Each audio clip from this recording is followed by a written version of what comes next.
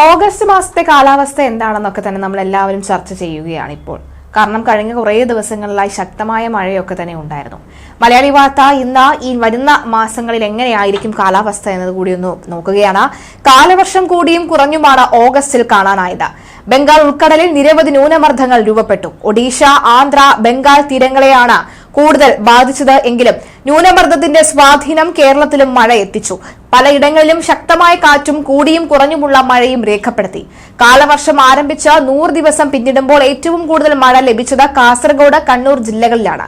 കോഴിക്കോട് കക്കയം സ്റ്റേഷനിലാണ് ഏറ്റവും കൂടുതൽ മഴ രേഖപ്പെടുത്തിയത്. 6015 മില്ലിമീറ്റർ മഴയാണ് ഇവിടെ പെയ്തത്. സെപ്റ്റംബറിൽ സാധാരണ മഴയാണ് പ്രതീക്ഷിക്കുന്നത് എന്ന് കേന്ദ്ര കാലാവസ്ഥാ വകുപ്പ് അറിയിച്ചിട്ടുണ്ട്. വടക്കൻ ജില്ലകളിലും മധ്യ ജില്ലകളുടെ ചില മേഖലകളിലും സാധാരണ മഴ പ്രതീക്ഷിക്കുമ്പോൾ മറ്റു മേഖലയിലെ കുറവ് മഴയാണ് പ്രതീക്ഷിക്കുന്നത്. രാജ്യത്ത് പൊതുവെ സെപ്റ്റംബറിൽ സാധാരണയിൽ കൂടുതൽ മഴ പ്രതീക്ഷിക്കുന്നുണ്ട്. ഓഗസ്റ്റ് മാസത്തിലും കാലാവസ്ഥാ വകുപ്പ് കേരളത്തിൽ കുറവ് മഴയാണ് പ്രവചിക്കുന്നത്. കാലാവസ്ഥാ വകുപ്പിന്റെ കണക്ക് പ്രകാരം 20% കുറവ് മഴയാണെങ്കിലും മറ്റ് ഏജൻസികളുടെ മഴക്കണക്ക് പ്രകാരം 0% ഇത്തവണ സംസ്ഥാനത്ത് സാധാരണ മഴ ലഭിച്ചിട്ടുണ്ട് എന്നുള്ളതാണ്. അതേസമയം ചൊവ്വാഴ്ചയോടെ ബംഗാൾ ഉൾക്കടലിൽ വീണ്ടും പുതിയ ന്യൂനമർദ്ദ സാധ്യത കാണുന്നുണ്ട്. ഓണം ചെറിയ രീതിയിൽ നനയാൻ സാധ്യതയുണ്ട് എന്നാണ് കാലാവസ്ഥാ വിദഗ്ധർ അറിയിച്ചത്. തുടക്കത്തിൽ വടക്കൻ ജില്ലകളിലും തുടർന്ന് കേരളം പൊതുവെയും ഓണനാളുകളിൽ നനയുമെന്നാണ് പ്രതീക്ഷിക്കുന്നത്. നഗരത്തിൽ വിവിധയിടങ്ങളിൽ ഒറ്റ രാത്രി പെയ്തിറങ്ങിയത് 100 മില്ലിമീറ്റർ മഴയാണ് ചെന്നൈയിൽ.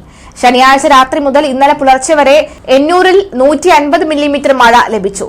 തൊണ്ടയാർപെട്ട്, അമ്പത്തൂർ, അതുപോലെ തന്നെ നുങ്കംപക്കം, ഗിണ്ടി, എഗ്മൂർ, അണ്ണാനഗർ തുടങ്ങിയ ഭാഗങ്ങളിലും കനത്ത മഴ പെയ്തു. നഗരത്തിൽ ഇന്നലെ രാത്രി വരെയും മഴയുണ്ടായിരുന്നു. ഇന്ന് ഇതുവരെ മഴ പെയ്തിട്ടില്ലാത്തത് ആശ്വാസമാണ്.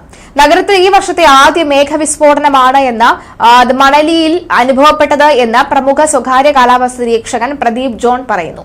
കനത്ത മഴ വിമാന സർവീസുകളെയും ബാധിച്ചു. ഇന്നലെ പുലർച്ചെ ചെന്നൈയിലേക്കുള്ള 4 വിമാനങ്ങൾ ബാംഗ്ലൂരിലേക്ക് തിരിച്ചുവിട്ടു. 8 വിമാനങ്ങൾ ആകാശത്ത് ഏറെ നേരം കറങ്ങിയ ശേഷമാണ് ലാൻഡ് ചെയ്തത്. ഇവിടെ നിന്നും പുറപ്പെടേണ്ട 15 വിമാനങ്ങൾ മണിക്കൂറുകൾ വൈകിയാണ് യാത്രയായത്. ചെങ്കൽപ്പെട്ട്, കാഞ്ചീപുരം, തിരുവള്ളൂർ എന്നീ സമീപ ജില്ലകളിലും ശക്തമായ മഴ പെയ്തു.